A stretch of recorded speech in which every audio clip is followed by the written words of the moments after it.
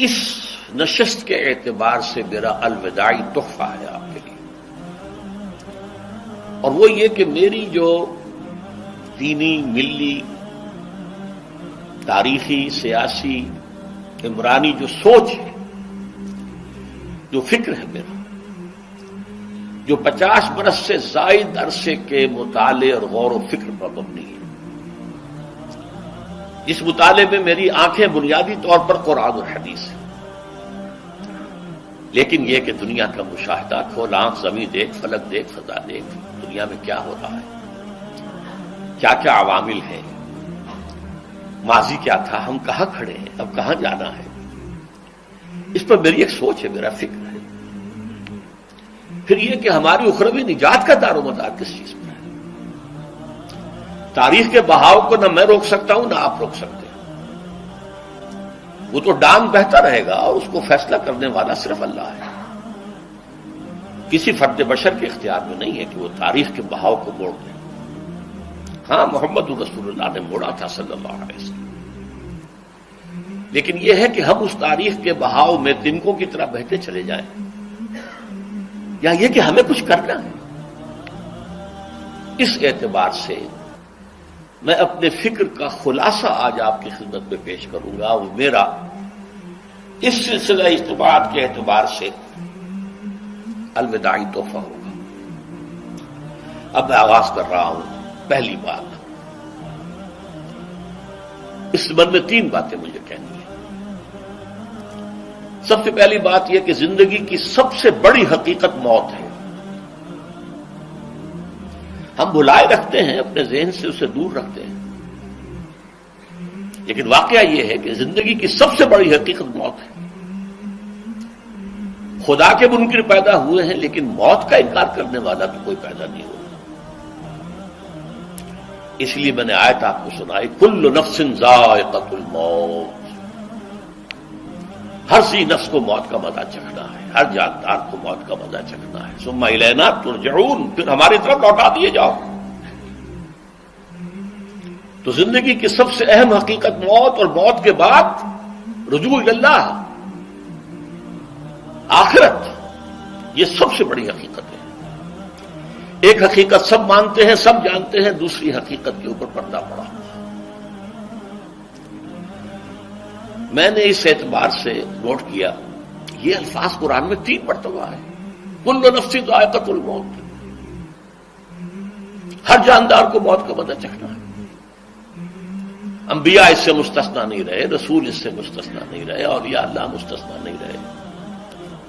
وقتی طور پر استثناء حضرت عیسیٰ کا ہے کہ ابھی وہ زندہ ہے، لیکن عیسیٰ یاتی علیہ الموت، حضور نے فرمایا عیسیٰ پر بھی موت آئے گی، جب دوبارہ آئیں گے، زمین پر اتریں گے، پھر اس کے بعد اوپر موت وارد ہوگی، ان کی نماز جنازہ پڑھی جائے گی، انہیں دفن کیا جائے گا حضور کے پہلو میں، شادی بھی کریں گے، اولاد بھی ہوگی۔ باقی تو یہ ہے کہ کل نفس ذائقۃ الموت، سب کو موت کا مزہ چکھنا ہے۔ عیسیٰ بھی بالآخر اس سے مستثنا نہیں رہیں گے، بلکہ قرآن میں ایک جگہ کہا گیا ہے أَفَإِن مِتَّ فَهُمُ الْخَالِدُونَ، کیا ہے نبی، اگر آپ کا انتقال ہو گیا تو یہ کیا ہمیشہ رہیں گے؟ کون ہے دنیا میں جو ہمیشہ رہے؟ انتقال تو ہونا، آپ کا بھی ہونا ہے۔ إِنَّكَ مَيِّتٌ وَإِنَّهُمْ لَمَيِّتُونَ، یہ تو مختصر ترین الفاظ تھے۔ اس سے آگے بڑھیے، سورہ انبیاء میں فرمایا کل نفس ذائقۃ الموت وَنَبْلُوكُمْ بِالشَّرِّ وَالْخَيْرِ فِتْنَةً وَإِلَيْنَا تُرْجَعُونَ، ہر جاندار کو موت کا مزہ چکھنا ہے، اور اس سے پہلے پہلے ہم تمہیں آزماتے رہیں گے، خیر کے ذریعے بھی، بھلائی دے کر، صحت دے کر، دولت دے کر، اولاد دے کر، شہرت دے کر، اور برائی کے ذریعے سے بھی، تنگ دستی دے کر، بے عزتی دے کر، اہانت دے کر، ذلت دے کر، وَإِلَيْنَا تُرْجَعُونَ، اور پھر ہماری طرف لوٹائے جاؤ گے۔ یہ وہ دوسری حقیقت جو میں نے کہا کہ جس پر پردہ پڑا ہوا ہے، بہت بڑا پردہ ہے۔ لوگ یہی سمجھتے ہیں کہ یہی دنیا کی زندگی ہے۔ قرآن کہتا ہے إِنَّ الدَّارَ الْآخِرَةَ لَهِيَ الْحَيَوَانُ لَوْ كَانُوا يَعْلَمُونَ، یہ تو آخرت والی زندگی ہے جو اصل زندگی ہے، کاش کہ انہیں معلوم ہوتا۔ اس سے بھی زیادہ تفصیل سے یہ آل عمران میں آئی آیت، کل نفس ذائقۃ الموت وانما توفون اجورکم یوم القیامہ،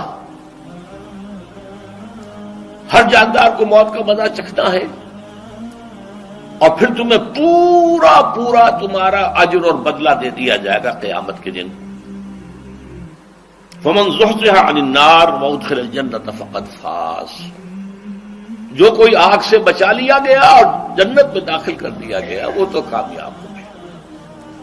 اللہم ربنا اجعلنا منہم، اللہم ربنا اجعلنا منہم، اللہم ربنا اجعلنا منہم۔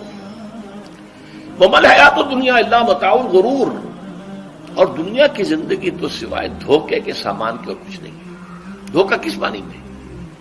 یہ تمہیں اصل زندگی سے غافل کر دیتی ہے۔ تم کہیں سفر پر جا رہے تھے، تمہارا کہیں گھر تھا، تمہیں واپس آنا تھا، تم راستے ہی میں کسی دلچسپی میں ایسے مگن ہوئے کہ گھر بار سب بھول گئے۔ یہ تو تمہارا عارضی سا سفر تھا، تم نے اسی کو اپنی منزل بنا لیا، اپنا ٹھکانہ بنا لیا، تو دھوکہ دیا اس نے تمہیں۔ ویسے دنیا کی زندگی دھوکہ نہیں ہے، بڑی حقیقت ہے، اس لیے کہ حضور نے فرمایا انما الدنیا مزرعۃ الآخرہ، یہ دنیا آخرت کی کھیتی ہے، یہاں بوؤ گے تو وہاں کاٹو گے، یہاں کچھ کمائی کرو گے تو وہاں اس کا بدلہ ملے گا۔ اس اعتبار سے دنیا بہت بڑی حقیقت ہے، ایک ایک لمحہ بہت بڑی قیمتی شے ہے، لیکن اگر یہ دنیا تمہیں آخرت سے غافل کر دے تو اس سے بڑا دھوکے باز اور کوئی نہیں۔ یہ اصل دجال ہے۔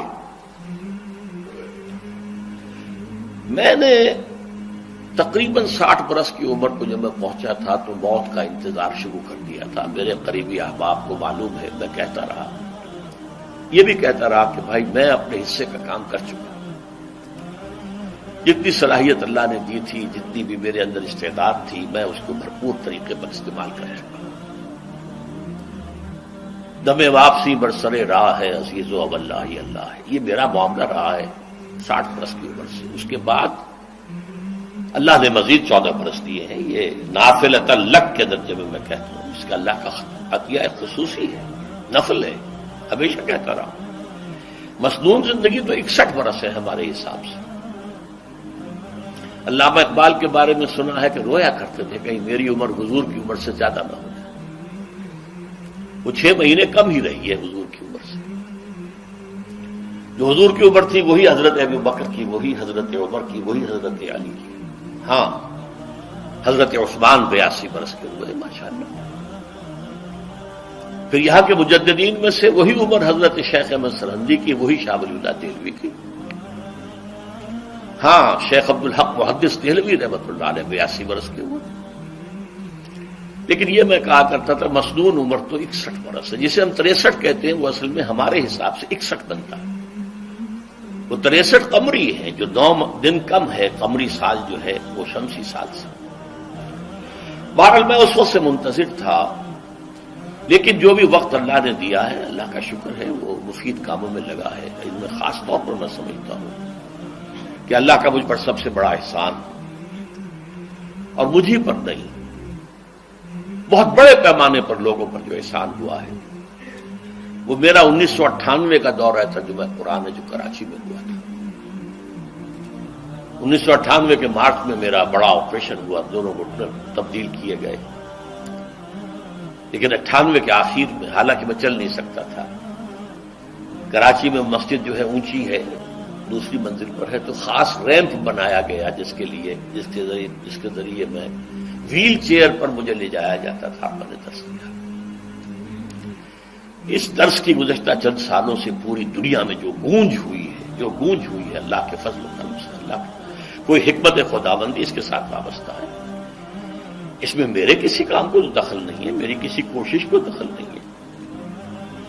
میں نے تو جو درس میں دیتا آ رہا تھا سن 85 سے دورہ ترجمہ قرآن، البتہ یہ بات ضرور ہے کہ میں نے محسوس کیا تھا کہ سن 98 کے اس درس میں دورہ ترجمہ قرآن کے مجھے خصوصی انشراح حاصل تھا۔